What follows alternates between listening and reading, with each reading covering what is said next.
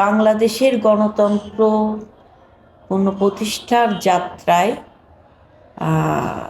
যে সকল তরুণ সমাজ এবং যে সকল কণ্ঠস্বর সবচেয়ে গুরুত্বপূর্ণ ভূমিকা পালন করেছে, সেই জায়গায় ওসমান হাদি একটি খুবই গুরুত্বপূর্ণ রোল প্লে করেছে।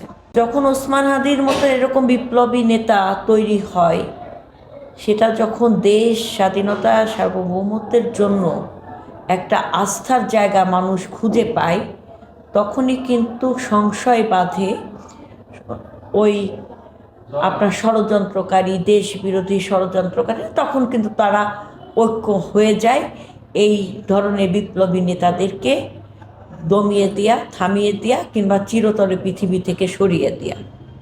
হাদি প্রথমে বলেছে, আমি আমার জীবন উৎসর্গ করে দিয়েছি। যারা জীবন উৎসর্গ করে দেয় দেশপ্রেম, দেশমাতৃকার জন্য, জনগণের জন্য, স্বাধীনতা সার্বভৌমত্বের জন্য, তারা বীর হয়েই কিন্তু বেঁচে থাকে। হাদি মরে নাই, হাদি বেঁচে আছে আমাদের হৃদয়ে, হাদি বেঁচে আছে প্রতিটি ঘরে ঘরে।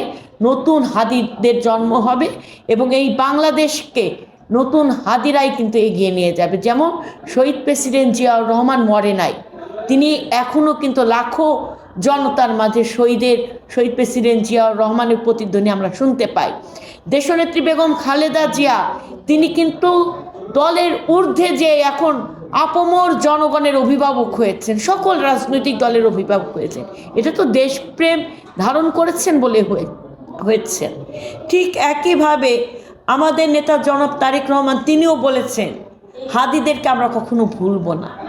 হাদিদেরকে সামনে রেখেই আমরা ওদের স্বপ্ন পূরণে আমরা এগিয়ে যাব। দেখুন, হাদিকে হত্যা করার যে পরিকল্পনা কিংবা হত্যাকারীর যে নমুনা, এর প্রত্যেকটি সাথে কিন্তু বোঝা যায় যে আগামীর গণতন্ত্রের পথে বাধা তৈরি করা।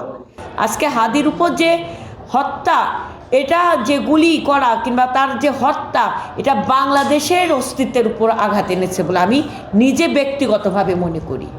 এক্সট্রিম মশার কয়েল প্ল্যান্ট ফাইবার দিয়ে তৈরি, তাই সহজে ভাঙে না, সুগন্ধিযুক্ত ও নিরবিচ্ছিন্নভাবে জ্বলে। ডেঙ্গু, চিকুনগুনিয়া বাহি সহ যে কোনো মশার বিরুদ্ধে দেয় এক্সট্রিম সুরক্ষা। তো এই ষড়যন্ত্রকারী যে বা যারাই হোক না কেন, তারা বাংলাদেশের শত্রু, তারা গণতন্ত্রের শত্রু, তারা জনগণের শত্রু। তো এই শত্রুকে আমাদেরকে চিহ্নিত করতে হবে, তাদেরকে বিচারের আওতায় নিয়ে এসে, সে যত বড়ই হাত হোক না কেন, সেই হাতকে আইনের সম্মুখে এনে বিচার করতে হবে, নিশ্চিত করতে হবে। এবং আমি বলবো যে এই নির্বাচনকে সামনে রেখে আমাদের বর্তমান অন্তর্বর্তীকালীন সরকারকে আরও সজাগ হতে হবে, আরও সচেতন হতে হবে এবং হাদির হত্যাকে কেন্দ্র করে একটা অপশক্তি বিভিন্ন ধরনের মব সৃষ্টি করে অস্থিতিশীল পরিবেশ তৈরি করতে যাচ্ছে দেশব্যাপী। এটা কখনোই কাম্য না, এটার পিছনে কালো হাত রয়েছে। আর আমরা দেখেছি 17 বছর ধরে বাংলাদেশের গণমানুষের পক্ষে ভারত কখনো ব্যবস্থা গ্রহণ করে নাই। গণমানুষের, আমার প্রতিবেশী যদি ভালো না থাকে আমি কি ভালো থাকতে পারি? আমার প্রতিবেশী রাষ্ট্র যদি ভালো না থাকে তাহলে আমি কি ভালো থাকতে পারি? 17 বছর ধরে আমার পার্শ্ববর্তী দেশ বাংলাদেশ, ভারত দেখছে বাংলাদেশের জনগণ ভোটের অধিকার থেকে বঞ্চিত, মানবাধিকার লঙ্ঘিত হচ্ছে, সুশাসন থেকে বঞ্চিত হচ্ছে, এক নায়কতন্ত্র কায়েম করে রাষ্ট্রযন্ত্রকে জনগণের বিরুদ্ধে ব্যবহার করছে।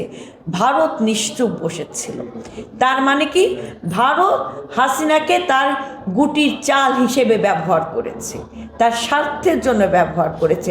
আবার মুক্তিকামী জনতা যখন এই ফ্যাসিবাদের বিরুদ্ধে, এই স্বৈরাচারের বিরুদ্ধে, শেখ হাসিনার বিরুদ্ধে যখন ঐক্যবদ্ধ হয়ে এটা গণ অভ্যুত্থানের মাধ্যমে হাসিনার পতন ঘটিয়েছে, তখন কিন্তু এই ভারতই তাকে আশ্রয় দিয়েছে। তো ভারত তো আমাদের বন্ধু রাষ্ট্র হতে পারে, বন্ধু হতে পারে নাই। তো সেই জায়গায় আমাদেরকে সজাগ থাকতে হবে। আমরাও যেন আমাদের আগামী দিনে রাষ্ট্রনীতি কেমন হবে আমাদের বাংলাদেশের জনগণে আমরা নির্ধারণ করব। আমাদের নির্বাচনের পথে যদি কোনো রাষ্ট্র কিংবা কোনো ব্যক্তি কিংবা কোনো গোষ্ঠী কিংবা কোনো ষড়যন্ত্রকারী যদি এক হয়েও যদি পথ রুদ্ধ করতে চায়, সেই ব্যাপারেও আমাদেরকে সজাগ থাকতে হবে।